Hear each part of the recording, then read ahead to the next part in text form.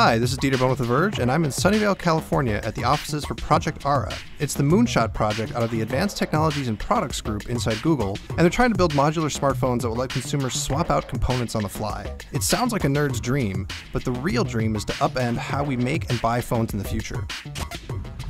Project Ara isn't a phone, it's actually, well, a project. ATAP, a group that in some part came out of DARPA, is essentially just making the instructions for how a modular phone would work. They're developing the technology for the different pieces to talk to each other and working with partners to build prototypes. At the center of it all is an endoskeleton, an unassuming slab with different slots where you can put in modules. There's some wild technology inside this metal frame. Ara is using next-gen, super-fast networking technology to get all the parts to talk to each other. It manages power and lets you hot swap modules. It uses wireless capacitive pads to let the modules communicate with the main board and each other. Even the way the modules lock into the frame is futuristic. In this lateral direction, they are held using electropermanent magnets, which is a pretty neat technology. It's kind of a cross between a permanent magnet and an electromagnet, in that it has an on-state and an off-state. It uses an electrical pulse to switch between those two states, but it's a passive component, meaning it consumes no power in both the off-state and the on-state. But all that technology doesn't add up to a phone. It's essentially just networking.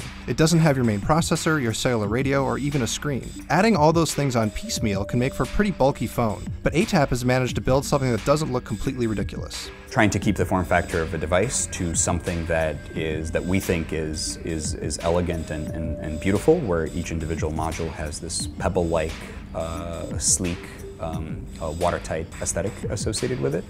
And so as a consequence, that leaves, because the form factor is defined by this, that leaves a little bit less area for functional components. Traditional phones put as many parts as possible on a single circuit board, or even a single chip. Pulling all those things apart into separate modules has costs. The phone gets fatter, battery life drops, and overall the thing gets heavier. Eremenko thinks that he can convince people that the trade-offs are worth it. And so we want to make sure that overhead, that inefficiency is minimized, and we think the crossover point is somewhere the 1/3 overhead point. We think will come in at about 1/4, or about 25% overhead. And by crossover, I mean that's where consumers are willing to trade some penalty in exchange for the flexibility and for the richness of the ecosystem and the ability to customize functionally and aesthetically. The aesthetics matter a lot. Even if Eremenko's ambitious plans work out, people still have to want to use the thing. To get there, ATAP is working with a partner to create a first-of-its-kind 3D printer, which will be able to rapidly build customized plastic shells for each module. What that means is that we'll be able to create module enclosures, which on any given module are user replaceable. We call them shells. And so a consumer in the Ara marketplace will be able to utilize shell maker apps to create beautiful designs that are not just unique, not just custom, but can also be expressive to the consumer.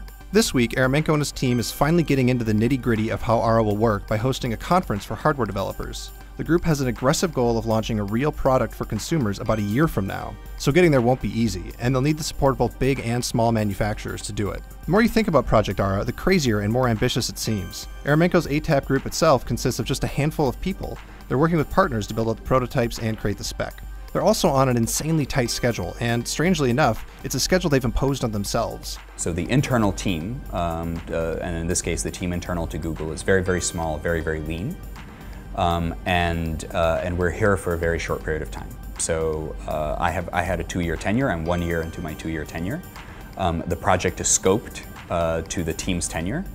And as a consequence, the philosophy is that time is not your friend, and innovation under time pressure is higher quality innovation. It tends to get rid of red tape, it tends to get rid of dithering and inability to make decisions, and it tends to take away risk aversion.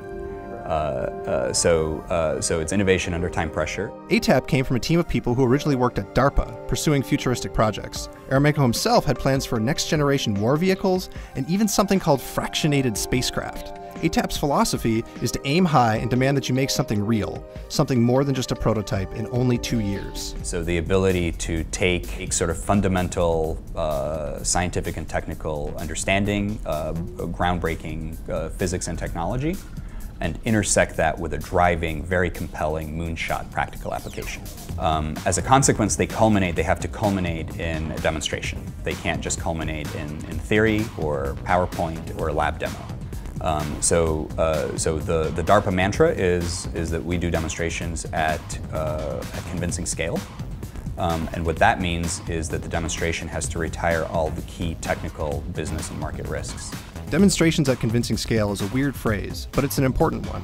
It means that Project Ara has higher stakes than Google's other moonshot projects like self-driving cars or internet blasting balloons. By this time next year, the ATAP group has to actually prove that Ara can work. It has to have a critical mass of module developers and potential consumers. In fact, they're targeting the 5 billion people who don't yet have a smartphone.